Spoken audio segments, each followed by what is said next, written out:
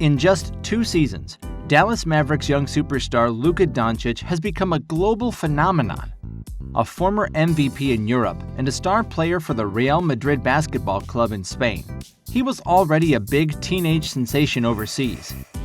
But after a very impressive second season in which Doncic averaged 29 points, 9 rebounds and 9 assists and had an impressive NBA playoffs debut, he's quickly become a fan favorite not only in Dallas but around the world. Even though he is very competitive and will sometimes unleash his anger, he is still one of the most likable stars in the NBA. You can see how much fun he likes to have and how much joy he plays the game of basketball with. And he is very relatable as an easygoing star that loves to win. So it's no surprise most everybody loves him. But not the WNBA's Minnesota Lynx. Today we will take a look at the time Luka Doncic was recklessly attacked by the Minnesota Lynx. But before we do, make sure to hit that like button and subscribe to the channel if you haven't already. This whole Luka Doncic beef with the WNBA's Minnesota Lynx franchise started in early September 2019. By this point, Luka Doncic was getting ready to start his second season in the NBA as a member of the Mavericks and was the reigning Rookie of the Year.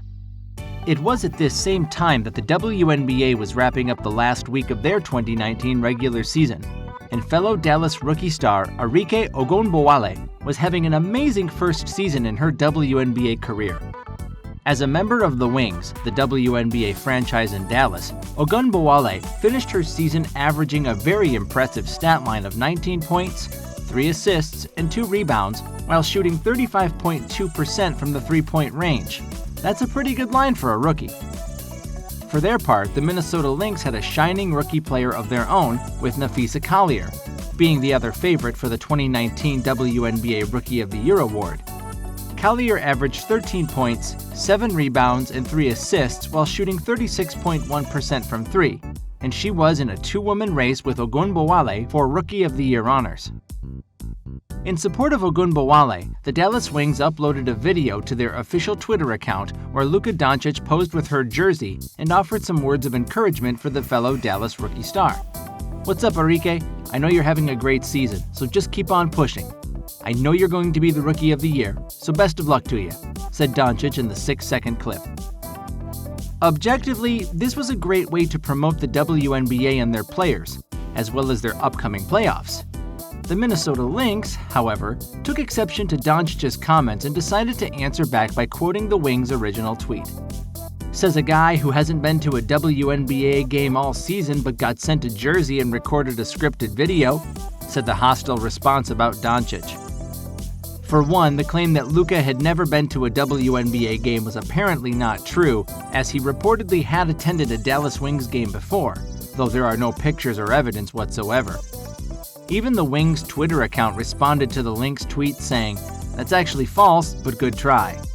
Secondly, this is an absolutely terrible look for their league. Why would you bash somebody that is showing support to your players and therefore your league?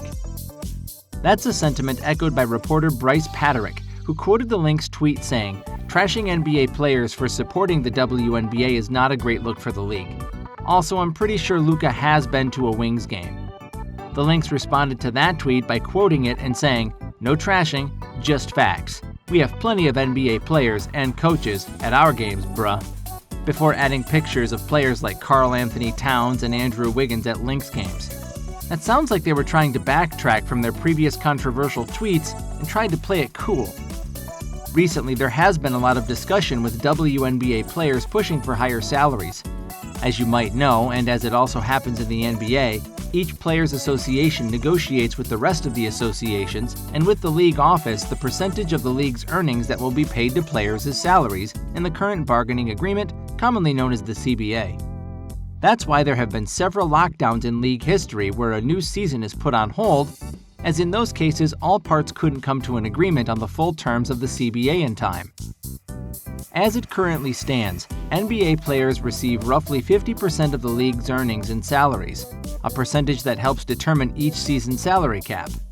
In the WNBA's case, its CBA doesn't specify a particular revenue percentage players will take each season, with the general consensus being the percentage varies depending on how well the league does financially in each particular season. However, it is estimated that WNBA players only receive about 20% of the league's earnings, which has increased talk about a more equalitarian model. On the other side of the deal are team owners, who claim that it's hard to increase the WNBA players' earnings percentage if the league's revenue doesn't increase as well. Given the much less lucrative TV deals and lower income from tickets, merchandise, and other avenues, it costs WNBA franchises more to run their daily operations than it costs for NBA teams. Also, the league is trying to play it safe as possible when it comes to protecting its franchises, as several of them in the league's 24-year history have either folded or needed to relocate due to them being unprofitable. The proposed solution to this whole issue is helping the WNBA get more exposure and reach more fans, so the league could start seeing a considerable spike in interest in revenue. Whether Doncic's video was scripted or not, whether he owned the jersey or he had it sent, that's really not relevant. What is relevant is how he did his part in helping promote the female league and helping their cause. Surely, the Lynx's tweet received tons of backlash in their replies, with many fans questioning how any team could complain when NBA players were giving them extra exposure. This was more than likely not a serious complaint by the Lynx. There's a very thin line between being edgy or funny and tweeting out straight-up aggressive comments that may not even be true in the first place. Ironically enough, Napheesa Collier from the Lynx ended up winning the Rookie of the Year award a little bit over a week after their tweet was sent, with Collier getting 29 out of the total 43 votes. The other 14 went to Ogunbowale. Collier chimed in on Twitter as well, quoting the original Doncic video and saying, "I've always been more of a Trae Young fan myself. Hashtag, it's a joke. Hashtag, everyone relax." She then replied, "In all seriousness, couldn't be more proud of our entire rookie class and all we've accomplished this season. Can't wait to see what the future holds for this league. I'm going back to focusing on games. You all play nice on here." Neither Doncic nor any member of the Mavericks organization offered any response to the Lynx's hostile jab. But Mavericks owner Mark Cuban did comment on Twitter saying, "Is it Chris Broussard social media takeover night?" joking about his own beef with the basketball media personality Chris Broussard. The Lynx's Twitter trash talk may not be justified, but they sure have accolades to back all their big-time player talk. Ever since they hired head coach Cheryl Reeve, the Lynx have 6 WNBA Finals appearances and 4 WNBA championships, tied for most in WNBA history, as well as 2 league MVPs, with Maya Moore winning back in 2014 and Sylvia Fowles in 2017. When social media managers screw up in cases similar to this one, there's usually an ensuing statement from the organization issuing an apology, and the controversial tweets are almost immediately deleted. Surprisingly enough, the tweets are still up more than 1 year later, and there were apparently no measures taken by the league, and nobody was fired. We repeat, apparently. Anyway, do you think Doncic has moved on, or does he still hold a grudge toward the Minnesota Lynx franchise for doing him that dirty? Tell us what you think in the comments below, and once again, make sure to leave a like on this video and hit that subscribe button. Thank you for watching another Swish Central video, and join us next time for more NBA basketball content.